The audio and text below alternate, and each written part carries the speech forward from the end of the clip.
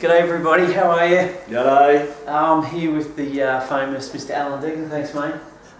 Thanks, Ben. Thanks for doing this. How good is this? I get to sort of have a bit of a chat with one of my idols. Alan's a very humble man, but I actually learnt a lot from him. I used to actually go out of my way to pick him up from the airport if I could just have 10-15 minutes to learn some wisdom, and he was unbelievable influence on my life. So it's anyway, big thrill for me. Thanks, Ben.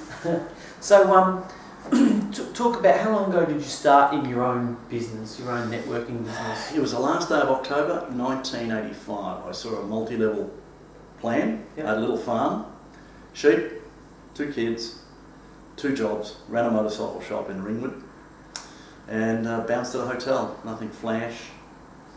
That's what I was doing. Yep. I was working about 90 hours a week. Okay. And so what happened? What was the light switch on that you went, I need to do something different?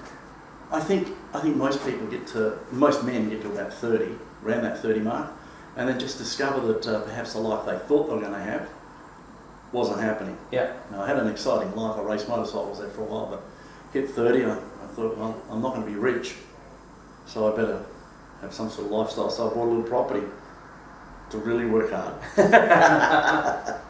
But you know, my sister approached me a number of times, wanted me to sell a product, and then she finally got the person that started me, really a professional guy who had been, some experience, came down, and he sold me on having something that there was no way I was ever going to get doing what I was doing. It was a dream. It was a dream build. We spent probably an hour making a list of all the wild and crazy things I would do if I had time and money, and that changed my life. That hour and a half, 2 hours, I took a 90-degree turn. Okay. I should mention we're going to do a 3-part series because obviously there's way too much to tell. But this one we'll just try and do a bit of like an abbreviation. Yeah. So you obviously learnt in that process of how to build a business. Oh yeah, yeah. I had no experience, so typically if you're going to be good, you need to either go to school or have a good mentor. I had a fantastic mentor. Yeah. I just joined the dots. There was nothing smart. I had a lot of smart people in my organisation back then, but they just could not fathom the simpleness of just joining the dots. Yeah. That's all I did. Yeah. And so you became very successful in the business? Yeah.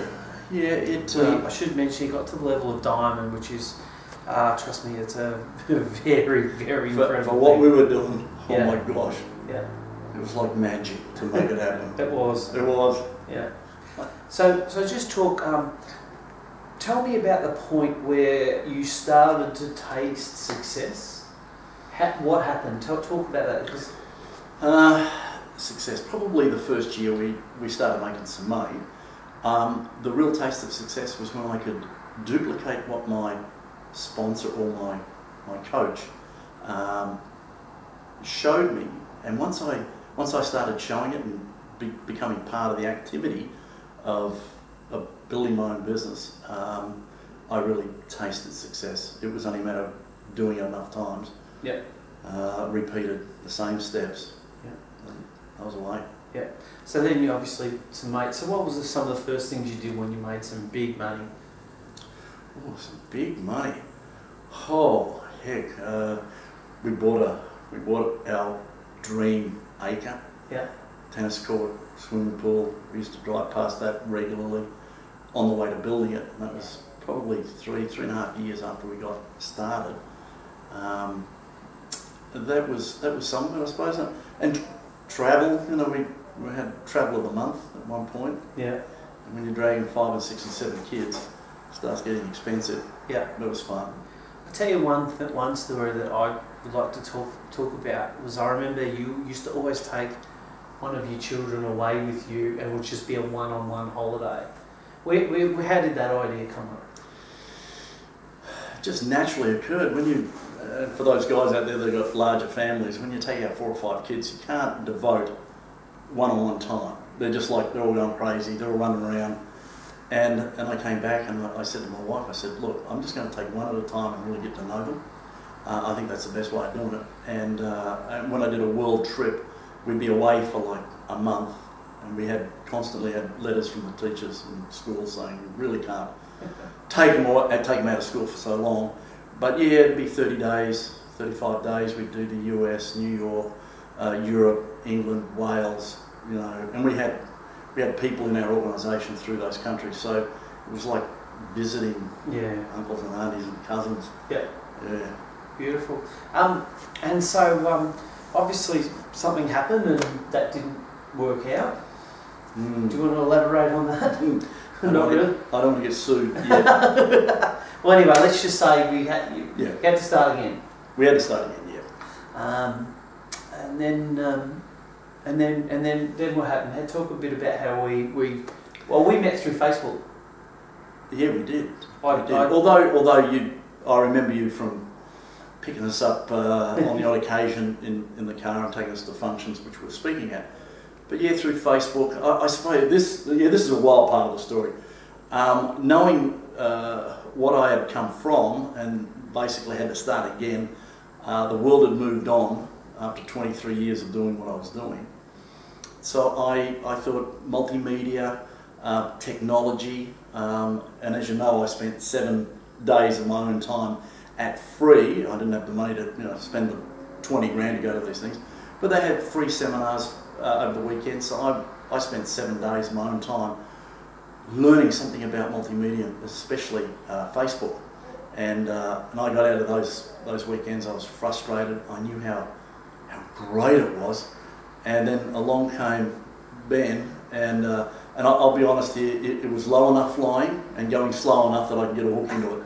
And I figured this guy is kicking with the wind, and I want some of it. Yeah.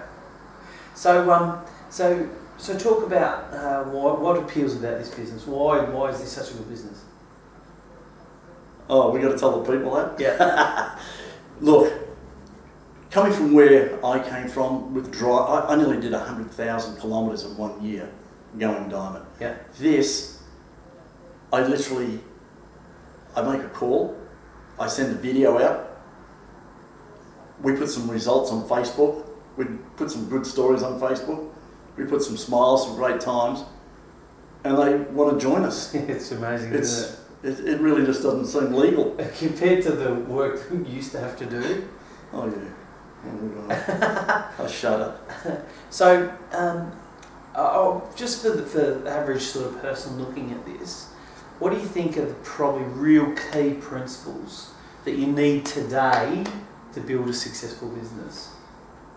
Always the number one principle, you got to know what you want. If there's nothing more than you want in life, waste your time. Keep the job. Yep. If you want something more in life, well, get it written down, get it on paper. That's your number one thing. Always, number one. What do you want? Where do you want to be in the next 5, 10 years, next year, next 6 months? Number one. Why do you suggest to? I know, but why do you suggest to write it down? Because that's the most successful people in the world. That's what they've done. It's known that if you write your goals down, you're in a better position to think about those. You've cemented them down on paper.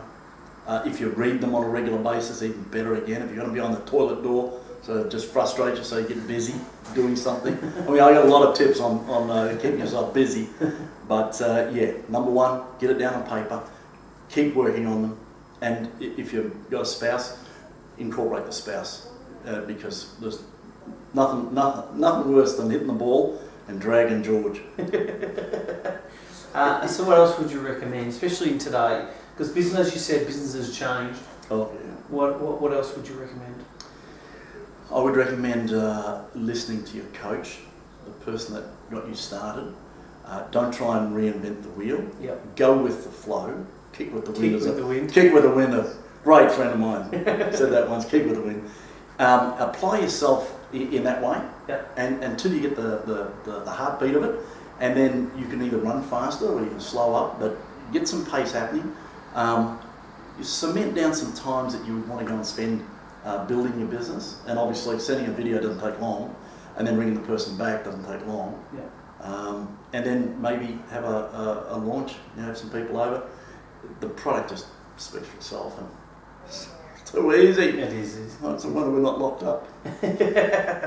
So obviously, so what's one of your goals now? Well, what do you want to do yourself now? Okay. Well, I'd like to leave a legacy. I've got 7 kids, and they're not, they're not real flash with the cash, as you might say. They all went to nice schools, but they're still struggling. I'd like to leave a legacy, number one. The second thing, I'd like to have my own place again, of course, and a whole bunch of stuff like some acreage. Should I go on? I'd want a shed. I want a man shed. Like we're talking 12 by 24, 5 metres high with a mezzanine floor and half of that. And on that, it's just going to have a nice timbered area where I can park 6 motorcycles. Should I list those off? Yeah. Well, it's a Ducati, a Harley, it'll be the hottest Honda, the Kawasaki that's just coming out, the H2, 300 horsepower at the crank, have to be an inclusion. Even though I'm nearly 52, I reckon I can still throw a leg over them. They're just some of the things, and to go and to look at those, I was looking at the BMW, the 6-cylinder BMW I love. In fact, I had a goal some years ago was to ride one of those from the US border to Alaska over that 90 days. I have done, with friends, we've done Yellowstone National Park on our Harleys over there, our fat boys, and we rode all the way down to Cody. We've been to 6 or 7 states, no helmets. It's just a different thing over there.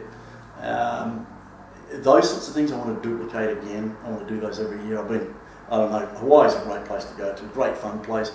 I think the last time I counted it, I'd been there like 22 times, and I never got sick of it. They're all fabulous trips. Great holiday. It's not always the places you're at, it's the people you're with. And that's the greatest thing about what we do, is we not only go to fabulous places, we got our best friends with us, because let's face it, we spend more time with people doing this, like we do our work colleagues, but we don't end up travelling to exotic places with them, because let's face it, when you're paid a wage, you kind of know where you're going to be travelling and what you're going to be living in and what you're going to drive for the rest of your life, based on your salary, not the if come. You create as much as you like in this kind of business. Obviously, I hope people hear that, because you can just tell that Kawasaki you want it, and you know quite clear what you want. Right. And you got to know that. You got to know why would you spend the effort to send a link, and why would you comment on Facebook and all that sort of stuff. Yeah. I just want to digress a little bit. Alan was very famous for a talk that was recorded called Max and the Rats. Do you want to just talk a little bit about that? Because that was one of the most phenomenal speeches. Audios, let's just call it an audio. Yeah. Well, you know, when you went diamond, you got a shot on stage for half an hour or so. And maybe just cover some stories, or perhaps some guides to people to help them do the same thing. Being just an electrician and a motorcycle guy kind of thing, relatability, I suppose. I couldn't really see myself knowing that much. It was all so simple, just join the dots, do the work. So I just talked about some fun things that happened. You know, when you do spend that sort of time, the time that you needed. We got a rat infestation. I had a great dog called Max. I hadn't long had him when I got into the business, and Max was with me 24/7. And one time it just got that much. I poured every flammable liquid in the garage down a rat hole that went under the house that was 112 years old on a 30-acre property. And the rest, wow, anything could have happened. It burnt the house down. Max was watching the whole thing. Max was like a good buddy. It was like he looked at this hole. I had some old racing fuel, some 100 octane. I poured that down. It was a big old dirty rat hole about this big. There was rats everywhere. And then he just looked at me and he looked down. I was like, oh boss, I'm out of here. And out he went. And the rest is history. Although I did, my wife complained about all this noise up on the roof. And I'm coming home at 3 o'clock in the morning. That's what we had to do. We didn't have videos. We didn't even have mobile phones. And I'd be running over rabbits. You know, couldn't afford to feed Max, so I'd run over rabbits, and then found the easiest way of carrying him home was under the windshield wiper. I tried dragging them off the tow bar, but they didn't have a head when I got home. I'll retract that. But, you know, my wife complained so much, I put a ladder up and I lifted the manhole and I put a flashlight in there and it was like a jeweller's shop at night. It was just like, oh, it's just based on me. I'm down at head level. And that was it. We had to get rid of the rats, so, and Max was all part of that. And we just had crazy times. It was just crazy. Yeah. Well, thank you. Like I said, we're gonna do another two series, and they're going to be more on leadership and the processes, The real stuff. and we're going to hear the wisdom from the great man. But let's just finish up. What do you, if you're just brand new, what do you teach your new people? I just teach them to send out that video. Just send the video out. Tell me I'll ring them in a couple of days. I've come across something. Well, I would say, Joan, I've come across something that I think we can make some money at. I'll send you a link and I'll give you, it's about 10, 20 minutes. I'll give you a call in a couple of days and we'll take it from there. How's that? And that's it. Send them the link and then I would obviously show them what we've got and get them using the product, because that is the testimony. Yeah. You get them on the product, they trial it. I haven't come across anyone that said it doesn't work. No, it's unbelievable. So when you've got a great product, an easy way of approaching people. And then link them into Facebook. Oh, here, and then you see all this Facebook going, yeah, we're having this fun, we're going here. How do I look? All right. That's good. Mate, thank you for your time. Thanks, Ben. Didn't hurt a bit. Cheers. See you, everybody. See you later. Bye.